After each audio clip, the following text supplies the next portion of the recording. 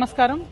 ఇవాళ నిమ్స్ హాస్పిటల్లో మరి నిజామాబాద్కి సంబంధించినటువంటి ఎక్సైజ్ కానిస్టేబుల్ గారు సౌమ్య గారిని చాలా దారుణంగా స్మగ్లర్స్ గంజాయి స్మగ్లింగ్ చేసే ముఠా నిజామాబాద్ నడి పట్టణంలో దారుణంగా కారుతో గుద్ది యాక్సిడెంట్ చేసి మళ్ళీ కార్ రివర్స్ చేసేటప్పుడు కూడా అమ్మాయి శరీరం మీద నుంచి కార్ రివర్స్ చేసుకొని వెళ్ళిపోవడంతో చాలా క్రిటికల్ కండిషన్లో ఇవాళ అమ్మాయి ఇక్కడ నిమ్స్ హాస్పిటల్లో చేరి ఉన్నటువంటి సందర్భాన్ని మనం గమనిస్తూ ఉన్నాం. నిన్న నిజామాబాద్లో కూడా ప్రైవేట్ వైద్యశాలలో మంచి వైద్యం అందించే ప్రయత్నం చేసి ఇక్కడికి తీసుకురావడం జరిగింది. ఇక్కడికి వచ్చిన తర్వాత నిమ్స్లో కొద్దిగా ఇంప్రూవ్మెంట్ ఉంది.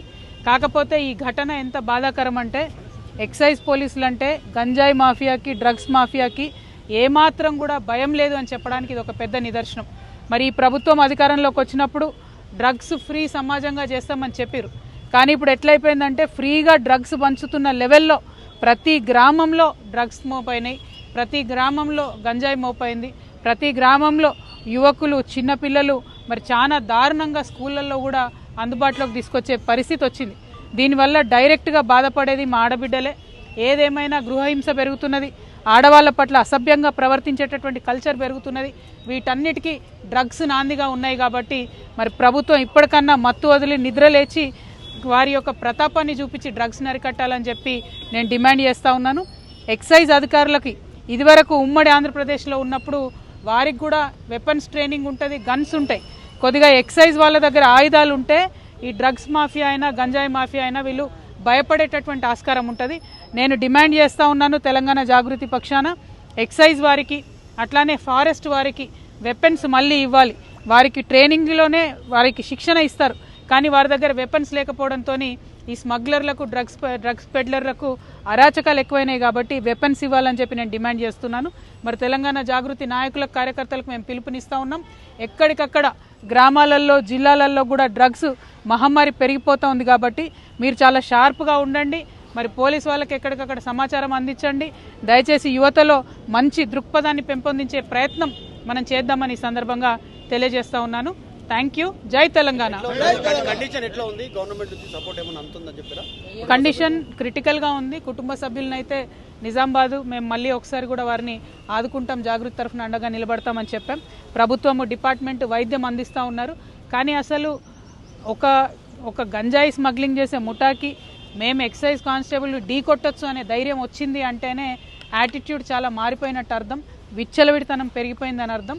దాన్ని ఖచ్చితంగా తగ్గించాలి, లేకపోతే సమాజంలో అందరికీ కూడా నష్టం జరిగే పరిస్థితి వస్తుందని నేను భావిస్తూ ఉన్నాను. మేడం సంతోష్ రావు గారికి సిట్ నోటీసులు ఇచ్చింది ఈరోజు 3 గంటలకు రమ్మని. దాని మీద ఇవాళ బీఆర్ఎస్ పార్టీ అదేవిధంగా బీఆర్ఎస్ పార్టీ అధ్యక్షులు గౌరవనీయులు ఉద్యమ నాయకులు ఉద్యమకారులకు దూరమైనరంటే, పేద ప్రజలకు దూరమైనరంటే, అమరవీరుల కుటుంబాలకు దూరమైనరంటే, పెద్ద పెద్ద నాయకులు గద్దర్ గారు లాంటి వాళ్ళు గేట్ బయట ఉండే పరిస్థితి వచ్చిందంటే, ఈటెల రాజేందర్ గారు లాంటి వాళ్ళు పార్టీ వీడే పరిస్థితి వచ్చిందంటే, ఈ అన్ని దుర్మార్గాలకు కూడా సెంటర్ పాయింట్ మొదటి దయ్యం ఈ సంతోష్ రావు అనేటటువంటి వ్యక్తి.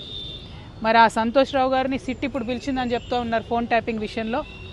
కానీ ఈ ముఖ్యమంత్రి గారు, ఈ గుంపు మేస్త్రి గారు, ఆయనకు ఉండేటటువంటి ప్రధాన గూఢాచారి కూడా ఈ సంతోష్ రావే. ఫామ్ హౌస్లో కేసీఆర్ గారు సగం ఇడ్లీ తిన్నారా ఫుల్ ఇడ్లీ తిన్నారా అనే ఇన్ఫర్మేషన్ గుంపు మేస్త్రికి ఇచ్చేదే ఈయన. మరి గుంపు మేస్త్రి గారి ఆయన గూఢాచారిని శిక్ష వేస్తాడా లేదా నాకు తెలియదు, నాకైతే నమ్మకం లేదు. సిట్టు పిలవడం వరకు బాగానే ఉంది, తదుపరి చర్యలు ఎట్లుంటాయి అనేటటువంటి అంశాన్ని చూడాలి. అదేవిధంగా మరి బీఆర్ఎస్ పార్టీ కార్యకర్తల నాయకులు కూడా గమనించుకోవాలి. ఇటువంటి దుర్మార్గుడికి హరీష్ రావు గారు కేటీఆర్ గారు ట్వీట్స్ చేపెట్టి వత్తాసు పలకడం ఎందుకో అర్థమైతలేదు నాకు. మొత్తం పార్టీలో అనేక మంది నాయకులకు కన్నీళ్లు తెప్పించి రక్త కన్నీరు పెట్టించినటువంటి దుర్మార్గుడు, మొదటి దయ్యం, నేను ముందు నుంచి చెప్తున్నటువంటి దయ్యం ఈ వ్యక్తి. మరి ఈ వ్యక్తి ఇవాళ వచ్చిండంటే చట్టం కరెక్ట్గా తన పని చేస్తే శిక్ష ఖచ్చితంగా పడుతుంది. కానీ గుంపు మేస్త్రి గారు ఈ గూఢాచారిని కాపాడుకుంటాడని చెప్పి నేను అనుకుంటా ఉన్నాను. మరి అటువంటి పరిస్థితి రాకుండా పోలీస్ డిపార్ట్మెంట్ వాళ్ళు పకడ్బందీగా మీ పని మీరు రాజకీయాలకు అతీతంగా చేయాలని కూడా డిమాండ్ చేస్తాం. టానిక్ విషయంలో కానీ గతంలో ఆయన మీద వచ్చిన అవినీతి ఆరోపణల పైన కూడా ముఖ్యమంత్రి చర్యలు తీసుకోలేకపోయిండు, ఇంటర్నల్ ములాఖత్ అయిపోయిందని మీరు గతంలో ఆరోపించారు, ఇంత చెప్తా ఉన్నారు. మరి కేసీఆర్కి తెలియదా? కేసీఆర్ పక్కనే ఉంటున్నారు కదా సంతోష్ రావు గారు. నేనేమంటున్నా అంటే ఒక్కొక్కసారి మన నీడను కూడా మనము గుర్తుపుంచలేనటువంటి పరిస్థితి వస్తుంది. మన చుట్టూ ఉన్నటువంటి వాళ్ళు మన కళ్ళను కప్పేసేటటువంటి పరిస్థితి కూడా ఒక్కొక్కసారి వస్తుంది. మరి అటువంటి పరిస్థితుల్లో ఉద్యమకారులకు దూరం అయ్యి అలా బీఆర్ఎస్ పార్టీ ఓడిపోయి ఆగమయ్యే పరిస్థితి వచ్చింది. మరి ఉద్యమకారులకు ఉద్యమ నేతను దూరం చేసిన పాపం మాత్రం ఈ దయ్యాన్ని వదిలిపెట్టదని నేను అనుకుంటా ఉన్నాను. కానీ మళ్ళీ చెప్తున్నా, నేను గుంపు మేస్త్రి మీద నాకు నమ్మకం లేదు. గుంపు మేస్త్రి గారి గూఢచారి ఆయనను కాపాడుకుంటాడు అనేటటువంటి ఒక భయం అయితే నాకుంది. అందుకే నేను డిపార్ట్మెంట్ వాళ్ళకి అప్పీల్ చేస్తూ ఉన్నాను, పకడ్బందీగా వెనకాల ఏముందో ఇన్వెస్టిగేట్ చేసి తీయండి. Thank you. జై తెలంగాణ. గతంలో మీ ఫోన్లు, మీ కుటుంబ సభ్యుల ఫోన్లు కూడా ట్యాప్ అయినటువంటి అనుమానాలు మీరు వ్యక్తం చేశారు. మీకు కూడా సిట్ నోటీసులు ఇస్తుంది అనుకోవచ్చా? చూద్దాం ఏమవుతుందో, నాకైతే తెలియదు. Thank you. జై తెలంగాణ.